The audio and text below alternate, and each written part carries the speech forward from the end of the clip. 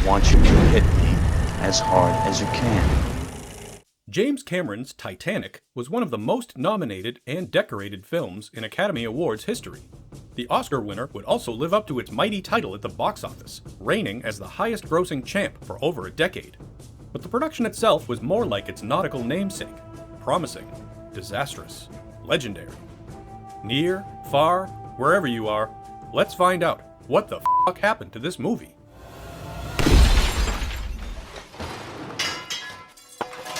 In the mid-1990s, director James Cameron had multiple reputations in Hollywood. For one, he was known for projects that were difficult to get a green light, productions that were often problematic for Cameron's almost tyrannical filmmaking style. For another, his spectacles made huge money for the studios. Despite their budgets, not one of Cameron's films lost money. In the decade between 1984's The Terminator and 1994's True Lies, his films grossed nearly $1.2 billion worldwide. Even The Abyss, Cameron's least impressive box office performer, was not considered a failure, and it gave him a venue to demonstrate his prowess in the field of advanced cinematic technologies. Often, these sides of Cameron overlapped, and studio chiefs knew they would be getting a little bit of both trouble and success. After the impressive performance of True Lies, which raked in almost $380 million worldwide and nabbed an Oscar nomination for Best Visual Effects, it was still unclear what Cameron would dive into next. And then he did just that. He went underwater. An enthusiast of all things aquatic and an amateur diver, Cameron decided he would make a movie about the RMS Titanic, the doomed ocean liner whose encounter with an iceberg in 1912 left more than 1,500 people dead. Interestingly enough, Cameron did not have a true passion to make a narrative about the disaster. Instead, partly inspired by IMAX movies and National Geographic documentaries, he just wanted to visit the wreckage of the Titanic, and so he used a meeting with Fox as a setup. Cameron pitched the idea to Fox that he and a crew could go to the depths of the wreckage, around 2.5 miles straight down, and use footage he shot to promote the film in a way that had never been done before. Fox was already familiar with the real-life disaster, having produced a successful 1953 version that earned 2 Oscar nominations, winning for Best Original Screenplay. And so they gave the go-ahead to Cameron's endeavor. After all, Cameron was acquainted with underwater features, having helmed The Abyss, and of course the Roger Corman low-budget chomp fest, Piranha 2: The Spawning. Throughout 1995, Cameron made a dozen expeditions into the deep, bringing back footage that, while not as high quality as the director hoped, would eventually be used in the final cut of what would become Titanic. Cameron pitched his idea as Romeo and Juliet on the Titanic, and despite so much already hinting at what would become a heavily troubled production, that it would be a 3-hour romance, a hard sell to audiences, and that Cameron and company had caused further damage to the actual Titanic while exploring, Fox did greenlight the picture. Still, they had obvious reservations about the production, including its bank-busting budget, and so they partnered with Paramount for financing and distribution. The caveat was that if Titanic exceeded its initial cost, then estimated around $100 million, Fox would have to handle the overages. Fox agreed, unable to foresee that Titanic would soon become what at the time was the most expensive movie in history. With some promotional footage shot, Cameron began writing the actual screenplay. One of his goals was to make it something of a tribute to the crew and passengers, and not just a typical disaster movie like those that flooded the theaters in the 1970s, such as Airport and The Poseidon Adventure. The movie would be told in flashback, with the central story revolving around the romance between a poor artist and a blossoming socialite. To portray the starboard-crossed lovers, Jack Dawson and Rose DeWitt Bukater, Cameron would audition numerous potentials. Prior to Leonardo DiCaprio being cast, names like Billy Crudup, Chris O'Donnell, and Matthew McConaughey were all considered, but deemed too old. Tom Cruise also expressed interest, but was proved to be too expensive. The closest anyone else got to landing the part of Jack was Clueless's Jeremy Sisto, who even screen-tested with eventual Rose, Kate Winslet. Winslet herself bumped major names from the shortlist, including Claire Danes, Gwyneth Paltrow, and Reese Witherspoon. Rose's fiancé, wealthy snob Cal Hockley, would be played by Billy Zane, even after McConaughey had also auditioned for the role. Modern-day scenes, in which a team of researchers aboard a vessel scour the ocean for a valuable diamond-encrusted necklace, would bookend the film. The head of the research team would be played by Cameron regular Bill Paxton, while the 100-year-old Rose, recounting her days aboard the Titanic, would be portrayed by Gloria Stewart, who was popular during Hollywood's golden age but had not appeared in a feature in over a decade. There would also be historical figures, including Captain Edward John Smith, Titanic designer Thomas Andrews, and the unsinkable Molly Brown, given a pivotal role in Jack's persona. The inclusion of these figures would help contribute to Cameron's quest for authenticity. Indeed, a sizable chunk of the budget went towards nailing details. The greatest undertaking would have to be the ship itself. The production crew didn't merely look at photos or 80-year-old footage, but rather contacted shipyard Harland and Wolff, who built the RMS Titanic, and requested the actual blueprints. Such access allowed the production crew to design their very own version of the vessel. Of course, Cameron's own Titanic couldn't be built to scale. That would be expensive and irresponsible. So instead, the team would be forced to scale it down to 90%. At 775 feet long, the Fox-funded ship allowed for the cast and crew to move about freely with lighting rigs, dollies, cranes, and so on.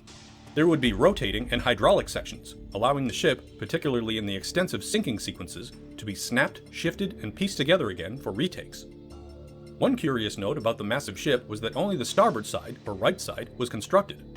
However, it was the port side, the left side, that was docked in Southampton, where the Titanic departed in 1912.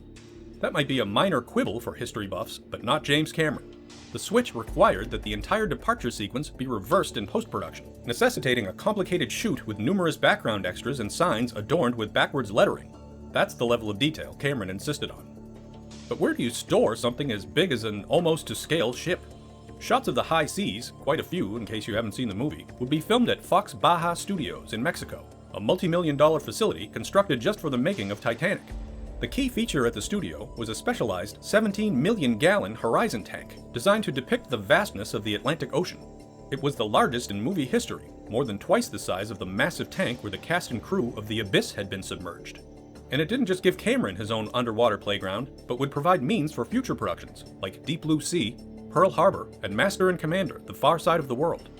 Fox Baja, now called Baja Studios, was one of the selling points for Fox. The estimated $20 million studio would be added to the budget, which started around $100 million and was already swelling. Cameron's insistence on period accuracy didn't stop at the exterior. As shooting neared, the interior of the Titanic had to be completed to perfection. Rooms were recreated, furniture was precisely placed, dishware was etched, even the original manufacturer of the carpeting was consulted. Some of these would be intentionally damaged for the modern-day underwater sequences, illustrating how time and the elements had worn the ornate interiors of the ship. Costumes, too, would have to be period accurate, with even extras being tied into corsets, despite some of their garments never appearing on screen. As Cameron put it, if you didn't appreciate the ship, you couldn't appreciate the sinking. One of the most dazzling and iconic facets of the entire ship was the grand staircase. And although the production team made the movie's set out of oak, just like the real ship, they couldn't work with the original dimensions, and widened the sides by 1.5 feet to accommodate equipment and modern body structures. Apparently, people had physically expanded so much through the 20th century, the team had to also expand an entire staircase. When the majority of the work was done, Cameron enlisted historians to visit and scrutinize the set. They gave their immediate approval. Filming on Titanic began in July 1996, with 138 days on the schedule and a designated release for July 1997 to capitalize on the increased audiences of the summer movie season. The schedule would inflate to 160 days, and the movie would not meet its deadline. The most extreme departure, however, was the budget. By the time Titanic hit theaters, the overall cost had doubled to $200 million. It was the most expensive film ever made at the time, drawing inevitable negative comparisons to Kevin Costner's Waterworld. As per the original agreement, Fox had to shell out for the overages. As a convenience to the schedule, and perhaps a way to ease tensions in his cast, Cameron first shot the nude drawing scene, in which Jack sketches an image of a topless Rose. The drawing, done by Cameron himself, would later sell at auction for around $16,000, or 0.00008% of the budget. It wouldn't take long after this first day of shooting for the cast and crew to get a glimpse at Iron Jim's approach to filmmaking. One of the many preparations for the cast, including background actors, were Emily Post-inspired lessons on mannerisms and etiquette of the 1910s. But judging by reports from the production, James Cameron neglected to attend the sessions himself. Cameron is a self-proclaimed, uncompromising, hard-charged perfectionist, labeled by others as the filmmaking equivalent of Attila the Hun. And this isn't just from Titanic. His reputation practically culminated here, but he had been shaping his autocratic style for years. Never mind the rumors that bathroom breaks on the set of True Lies were forbidden, or that he would lose his mind over the British crew's customary tea time during Aliens. Really, all one would need to know about James Cameron's methodology could be found on t-shirts. For both Aliens and Terminator 2 Judgment Day, crew member shirts read, "You can't scare me, I work for James Cameron." But Titanic had, by far, the widest selection of Cameron-related slogans for crew shirts, including, "You either do it my way or you do another fucking movie," "Jim's a hands-on director and I have the bruises to prove it," and "No animals were hurt during the making of this film, but the actors were tossed around like styrofoam cups." Judging by what Kate Winslet went through, one can only imagine she contributed some of these quips. The actress claimed the director had, quote, a temper like you wouldn't believe, actively frightening her on a regular basis. In one instance, Winslet reportedly almost drowned while filming part of the sinking sequence. But Cameron clarified, we simply let Kate think she was nearly drowning. Oh yes, that's much better. Winslet remembered wishing she hadn't pursued the role at all, and declared she would never work with Cameron again unless the salary was just right. Considering she signed on for upcoming Avatar sequels, we can assume her salary was around $1 zillion. But it wasn't just the marquee stars experiencing Cameron's iron fist. Even though behind-the-scenes footage shows a certain camaraderie, the extras, background cast, and stuntmen would not escape entirely unscathed.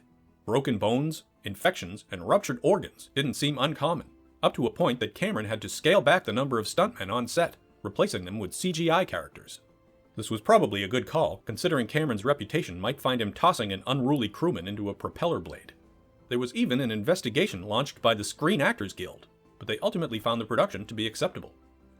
Despite the all clear from SAG, the press was taking note, with stories appearing in gossip rags and industry papers regarding the on-set injuries, the 90-hour work weeks, and of course, the Cameron dictatorship. Cameron, on the defense, penned an op-ed in the LA Times to address the issues. He ended it, am I driven? Yes, absolutely. Out of control? Never. Unsafe? Not on my watch. And Cameron wasn't responsible for every hospital visit. 3 weeks into production, while shooting in Nova Scotia, 50 members of the Titanic cast and crew were hospitalized.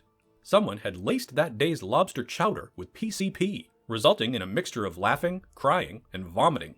One of the victims was Cameron himself, who had one eye turn a vibrant red, which one cast member appropriately likened to a T-800.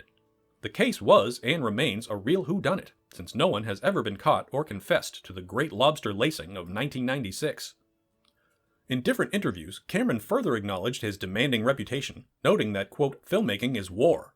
Admiral Cameron would rarely listen to insight. When one crew member suggested a different approach to one of the shots involving lifeboats, Cameron replied, "Thanks for your opinion. Now I'm going to make it exciting." Given that, it's probably not surprising that one of the other crew shirts said, "Don't get creative, I hate that." As production slogged on, Fox would try to contain some of the apprehension. Fox CEO Bill Mechanic visited Cameron on set one day, remarking that the budget was wildly out of control, and that the runtime was projected to be too long, and numerous scenes would need to be scrapped. You can probably imagine how Cameron reacted. Despite recognizing how catastrophic things seemed to have gotten, he told Mechanic, "You want to cut my movie? You're going to have to fire me. You want to fire me? You're going to have to kill me." Fox decided it was best not to drown their director so far into production. However, as a sign of good faith and to show his dedication, Cameron relinquished his producing and directing salary, in addition to a share of the box office percentage points, eventually costing him millions. Handling the film's hundreds of special effects shots were Digital Domain and Pacific Data Images, the former of which had received the Oscar nomination for Cameron's own True Lies. Such work from the companies included the advancement of motion capture, which was not yet commonplace and wouldn't see major utilization until later in the decade and into the 21st century. There were also some practical effects, like the usage of miniatures, including a 45-foot recreation of the ship. But many of the film's most impressive shots made use of both techniques, illustrating a huge change in cinematic visual effects. For example, sweeping shots of the RMS Titanic in the Atlantic were a composite of miniatures, green screen, matte paintings, and mocap. Such meticulous work was the primary reason Titanic would not make its original release date. Production finally wrapped in March 1997. A mere 4 months before Titanic was scheduled to hit screens around the globe. Considering the amount of post-production that still had to be done, the film clearly wouldn't make the summer lineup. Instead, the movie would be delayed until December, also a lucrative time of year for releases, but not nearly the jackpot of the summer season. With $200 million to recoup, Fox and Paramount were just hoping to break even at that point. They would end up doing just fine. In December of 1997, Titanic debuted at number 1, bumping Scream 2 from the top spot, and besting Bond entry Tomorrow Never Dies. Its journey to becoming the highest-grossing movie ever was slow sailing, never collecting more than $36 million on any single weekend. Despite a runtime over 3 hours, the repeat business would ultimately take it to $600 million domestic after 250 days, and it would eventually gather $2.1 billion worldwide. Combined with 3 re-releases, Titanic still stands as one of the most impressive box office achievements in history. Critical response was also generally positive, with high marks for the movie's blend of spectacle and melodrama and its eye on historical accuracy. One exception was astrophysicist and notorious buzzkill Neil deGrasse Tyson, who pointed out that the star field of the night sky was not accurate to how it would have been on April 15, 1912, going so far as to call the error, outlined in an email to Cameron years later, lazy. Cameron would actually correct the night sky for the 2012 3D re-release of the movie. Of course, even cinema's Titanic had to be sunk eventually, and James Cameron was finally beaten at the box office by James Cameron when Avatar topped it in 2010. Cameron would hold the top 2 spots for nearly a decade until Avengers Endgame nudged out Titanic in 2019. Cameron was surprisingly humble, congratulating Marvel in the press. An iceberg sank the real Titanic, it took the Avengers to sink my Titanic. Just 2 months into Titanic's streak at number 1, and with Celine Dion's unavoidable song, My Heart Will Go On, moving more than 18 million copies, the Academy Award nominations were announced. By the end of the morning, Titanic hauled in 14 nominations, the highest in the nearly 50 years since All About Eve. Although they hadn't seen eye to eye on Aliens, Cameron had brought back James Horner for the score, giving the composer his first Oscar. In addition to Best Picture and Director, it practically swept the technical awards. Of the 14 nominations, it would win 11, tying with Ben-Hur, losing only Makeup, Best Actress for Kate Winslet, and Best Supporting Actress for Gloria Stewart, who is still the oldest woman ever nominated. Although it does make you wonder if she still would have received the nomination if Cameron had gone with a bizarre alternate ending, where she taunts Bill Paxton's treasure hunter and then casually chucks her priceless necklace into the depths. How mean is that? That really sucks, lady! James Cameron explored the famous sunken vessel again with the 2003 IMAX documentary Ghosts of the Abyss. But Titanic's legacy would expand much further. Beyond becoming an omnipresent pop culture touchstone referenced in everything from Love Actually to Rick and Morty, its massive budget and extensive groundbreaking visual effects set something of a precedent in Hollywood. In less than a decade, major studios, including Fox, would be more comfortable greenlighting pricey, effects-heavy tentpole releases like Spider-Man, Harry Potter, and Pirates of the Caribbean, triggering a wave of franchises, including what will someday be the Avatar series. Now, about that door. The debate still rages over whether Jack could have survived on the floating door if Rose had just scooched over a bit. It was even Mythbusters' most requested topic, and by their episode's end, Jamie and Adam determined that both Rose and Jack could have fit and floated if they had tied life jackets to the bottom of the door. James Cameron called the debate silly, bluntly ending it on his own terms. The script says Jack died. And who would know better than the king of the world himself?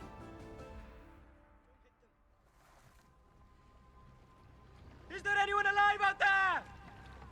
Thank you for watching. If you like what you see, please subscribe to our JoBlo Videos channel. Tell your friends who like this sort of content, and turn on the bell to receive notifications for all our latest videos. We are an independent company, and we appreciate your support.